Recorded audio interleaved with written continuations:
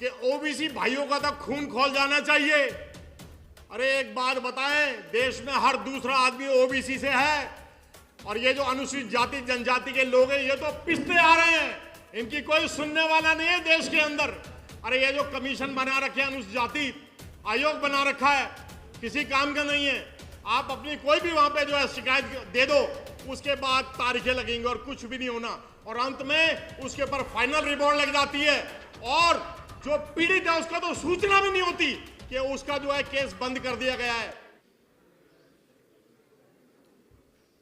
समझ जाओ कि गिरने में वक्त ना लगेगा और समझ जाओ कि बिखरने में वक्त ना लगेगा। ना समझना कि ये मुकद्दर है तुम्हारा, ये बाबा साहब की मेहनत का फल है सारा, और संगठित होकर इस सरकार को उखाड़ फेंको, वरना गुलाम हो जाने में भी वक्त ना लगेगा, वक्त ना लगेगा, वक्त ना लगेगा। बहुजन समाज के सभी वीर वीरांगनाओं को, योद्धाओं को, शहीदों को नमन करते हुए हमारे आज सभी वीआईपी, मैं नाम नहीं लूंगा, बड़ी लंबी फहरिस्त है, और आप सभी देश के मालिकों को इस मंच के माध्यम से वी द पीपल की ओर से और जितनी भी संस्थाएं आप देख रहे हैं उन सब की ओर से मैं आप सभी का अभिवादन करता हूं, अभिनंदन करता हूं, इस्तकबाल करता हूं। दोस्तों, एक मिनट के लिए इतिहास में मैं ले जाना चाहूंगा कि देश के अंदर बहुत सैकड़ों सालों से बाहर के आक्रांताओं ने आकर के यहां के मूल निवासियों को बेवकूफ बना करके खूब राज किया, लेकिन उनसे भी ज्यादा खतरनाक अभी जो सरकार है वो है। इस सरकार की इतनी दहशत है, इस सरकार के सामने हमारे राष्ट्रपति भी कुछ नहीं बोलते हैं, चाहे वो माननीय रामनाथ कोविंद हो, माननीय द्रौपदी मुर्मू हो, या चीफ जस्टिस ऑफ इंडिया जिनके ऊपर जूता फेंक के मारा गया, उन्होंने भी कोई संज्ञान नहीं लिया था। अब आप एक बात बताइए कि हमारे तो इतने बड़े बड़े योद्धाओं को अपमानित किया जाता है मंचों के ऊपर, और लेकिन कभी दबे कुचले शोषित वंचित पीड़ित समाज के हकों हुकूक की बात जब आती है तो उसके लिए सारे लोग जो है सड़कों पे उतर आते हैं। अब आप अभी जो सबसे ज्वलंत उदाहरण है वो यूनिवर्सिटी ग्रांट कमीशन का है, जो 16 जनवरी को जो ये बिल आया, कानून आया। अरे उसमें क्या था, SC ST के लिए जो 2012 वाला था उसी को दोबारा जो इन्होंने अप्लाई कर दिया सुप्रीम कोर्ट ऑफ इंडिया ने। अब आप ये देखें कि बेचारे ओबीसी को इसमें जोड़ा गया, और जैसे कि यहां पहला जो पॉइंट है जाति जनगणना का, सभी पॉइंटों में नहीं बोलूंगा, केवल इतना जरूर बोलूंगा कि ओबीसी भाइयों का तो खून खौल जाना चाहिए। अरे एक बात बताएं, देश में हर दूसरा आदमी ओबीसी से है और ये जो अनुसूचित जाति जनजाति के लोग हैं ये तो पिसते आ रहे हैं, इनकी कोई सुनने वाला नहीं है देश के अंदर। अरे ये जो कमीशन बना रखे हैं, अनुसूचित जाति आयोग बना रखा है, किसी काम का नहीं है। आप अपनी कोई भी वहां पे जो है शिकायत दे दो, उसके बाद तारीखें लगेंगी और कुछ भी नहीं होना, और अंत में उसके ऊपर फाइनल रिपोर्ट लग जाती है और जो पीड़ित है उसका तो सूचना भी नहीं होती कि उसका जो है केस बंद कर दिया गया है। अरे दोस्तों, इसीलिए देखो इसका क्या इलाज है।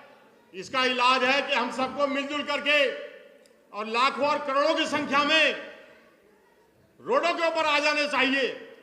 आपको याद होगा एक कानून है अनुसूचित जाति जनजाति अत्याचार निवारण एक्ट, इसको खत्म कर दिया गया था 2018 में। हमने अपने समान विचारधारा वाली संस्थाओं को मिलाकर के लखनऊ के काशीराम समृद्धि उपवन में 1 अप्रैल 2018 को कार्यक्रम किया, 1.5 लाख की संख्या उसमें करी और पूरे भारत के अंदर 2 अप्रैल करवाया। तो दोस्तों, जब तक हम कुछ करेंगे नहीं, हमारा कुछ होने वाला नहीं है। अगर अंग्रेजी में कहावत है ना, God helps those who help themselves. अरे जो अपनी मदद खुद नहीं करते उनकी भगवान भी मदद नहीं करता। अभी हम सबको ये कितने सारे ज्वलंत मुद्दे हैं जैसे जाति जनगणना का है, देश में 10-10 साल के बाद जो है कॉन्स्टिट्यूशन ऑफ इंडिया में लिखा है कि देश के अंदर जो है जनगणना होगी, और 1930 में जो हुई थी अनुसूचित जाति जनजाति के लिए, उसके बाद आज तक जाति जनगणना नहीं हुई है। और 2011 में जरूर हुई थी, लेकिन उसको भी खोला नहीं गया। और वीपी सिंह जो हमारे प्रधानमंत्री थे 1989 में, उनको अपना प्रधानमंत्री पद का भी जो है उनको मतलब छोड़ना पड़ गया था। जो बीपी मंडल कमीशन के अंतर्गत जो उन्होंने इसको तवज्जो दी, लेकिन उनके खिलाफ भी इधर मूवमेंट हुई और उनका भी पद छिन गया। तो दोस्तों, हमें सड़कों पे आ जाने चाहिए, हमें हर तरफ से, और जितने भी हमारे दबे कुचले समाज के लोग हैं, चाहे वो एससी हो, एसटी हो, ओबीसी हो या मिनोरिटी के लोग हैं, ये कहने को तो इस देश में 90% है, लेकिन इनमें ताकत 2% की भी नहीं है। एक बात देखें, यहाँ से इतने अनुभवी वक्ता बोल रहे थे और मैं ये अनुभव कर रहा था, ये सारी माता बहनें आपस में बात कर रही थी, क्योंकि they are least bothered what is being spoken from this platform, they are least bothered. इन्हें कोई मतलब नहीं। इनको मुझे कहते हुए बड़ा शर्म आता है।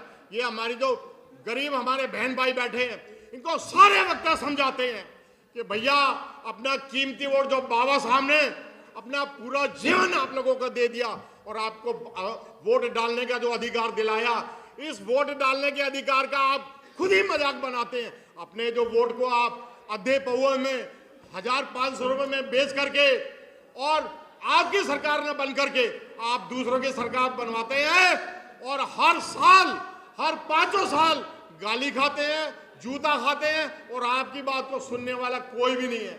चलिए, मेरे सामने आके खड़े हुए हैं भाई साहब, तो मैं अपने बहुजन समाज के लिए, भाई हमें काम करना चाहिए, मेहनत करनी चाहिए। 4 लाइनें बोलूंगा, उसमें मेरी सारी बात आ जाएंगी। अपने बहुजनों के लिए बोल रहा हूं कि मेहनत अपने भाग्य की रेखा। हम सारे जो है मेहनत के लोग बैठे हैं यहाँ पर, मेरे ख्याल इक्का दुक्का ही होगा जो बिल्डर होगा या करोड़ों अरबपति होगा, बाकी सब हैंड टू माउथ लोग बैठे हैं। कि मेहनत अपने भाग्य की रेखा, और मेहनत से क्या डरना, मेहनत अपने भाग्य की रेखा और मेहनत से क्या डरना, और कल गैरों की खातिर की आज अपनी खातिर करना, और फौला दिए हैं सीने अपने और फौला दिए हैं बाहें, और हम चाहे तो पैदा कर दे चट्टानों में राहें, चट्टानों में राहें। बहुत बहुत धन्यवाद। नमो बुद्धाय, जय भीम। धन्यवाद सर। और इस कड़ी में आगे जोड़ते हुए, चूंकि अभी हमारे